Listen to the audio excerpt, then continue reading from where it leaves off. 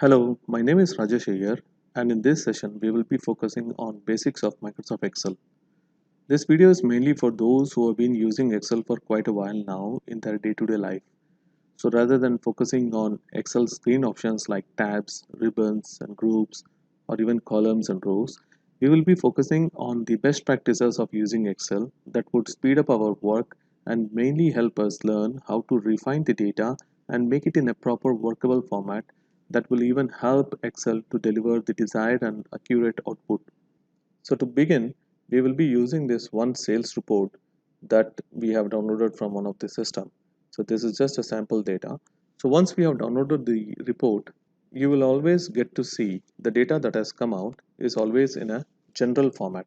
Any data that comes out of a system like ERP system or a CRM system or any other social media platform from there if you're downloading, or any other system for that instance if you're downloading any report from a web application, if you're downloading, it will come in a general format, unless it has been programmed in that application to give us an output in a proper formatted way. Otherwise, usually it will come out in a general format.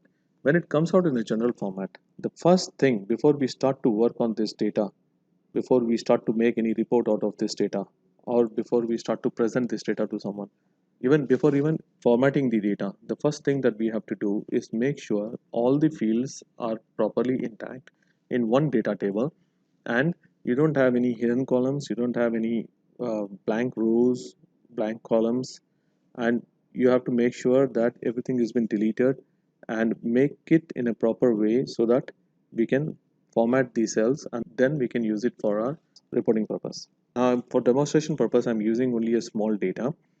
This can happen with a big level of data also, like there could be like 10, 20, 50 columns, and then you can have like thousands of rows. So whatever big the data is, the first thing that we have to do is press Control and use the arrow keys to navigate between the end of the data table and check.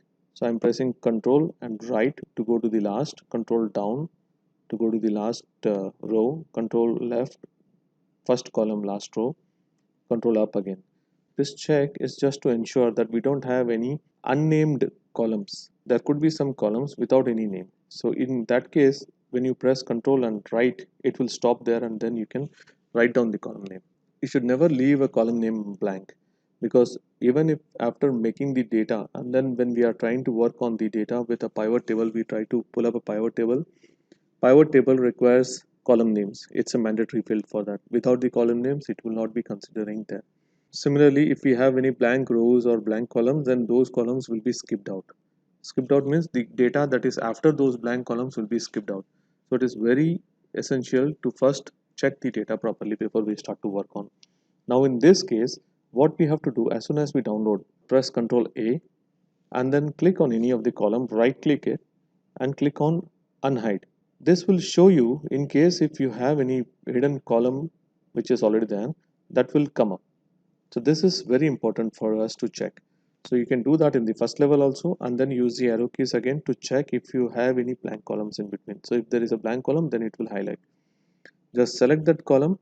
So I'm using Control and space to select the column and Control and minus to delete that column. The same thing you'll do it for your rows also. Now if I'm pressing Control and down, it is going to the last record directly. But I can see there is a small one row which is hidden in between 5 and 7. The sixth row is hidden in between. So all that I need to do is select, right click, unhide. Now this is already there, it is not hidden. So the only thing is the row height is gone less. So what we can do is just select, click on this two times. So it will automatically show you whichever is the row that has blank, that will come. Select that row. How do I select the row completely without using mouse? Shift and space. And then I can press Control minus to delete that. Okay, so this is very important to make sure that your data has no blank columns or no blank rows in between. You can have blank values in between. There are possibilities that some of the instances happen where you have blank values. That is fine, but you should never have a complete blank row and complete blank column. So once you're done with the checking, so after this what we have to do is make sure that all the entire data that has come out in a general format, you have to make sure that we have to make it in a proper readable format. Like this is an order date. Order date comes out like this sometimes. So this comes out because it is treating it as a general format or a text format. So if date has to be represented in a date format. So what we will do is we will just quickly select the column by pressing Control space. It's a shortcut to select the entire column. And then directly I can open Control 1. By using Control 1, I can open the format cells. I can select the date that I want to, date I have selected, whatever format I want, and then I can click OK. Okay, the same thing we can do it without using a mouse also. So now I can do Control space, Control 1 to open the format cells option, use tab, and then use the arrow keys to navigate, tab. This is more faster. If you have a daily habit, then you'll end up doing it very quick, very faster.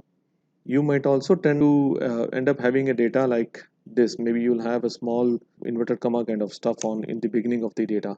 Those things, if it is there, you will have to replace it out. This also you have to check in the beginning itself. If we don't do that, if we apply any sort or any filter, that time this will not be considered as a date format in that case. So it is very essential that we keep it in a proper format. Now these columns have text already in it. So we can leave it as is in general, or we can put it under text format. That's not a problem. But number values, again, it's very important to select. I'm pressing shift and my arrow keys and pressing shift and control and down. It has selected the entire range. Okay, all of these are currently in general format. I have to make it to numeric format. For that, I can press Control Shift 1. Control Shift and 1 will directly convert them from a generic format or a text format to a numeric format. So once you have numeric format, then it is up to us if we have to consider the decimals we want it or not want it. Like for example, I want for the unit cost and for the totals, I want the decimals. But for units sold, that is the quantity, I don't need the decimals, so I can take it out from here. So now that your data is properly formatted, the date column is properly formatted in the date, the numbers are properly formatted in numeric. So once you have all of these, then you can format the cells like the way you want. Like you can give it a, you can increase the font, or maybe you can give it a color, and then you can select the entire one, and then you can select the, give it a border. Okay, so like that you can format the table that you want. So now your table is in a proper readable format. It is in a proper workable format also. Now if you try to do any work in this, it will give you a exact output.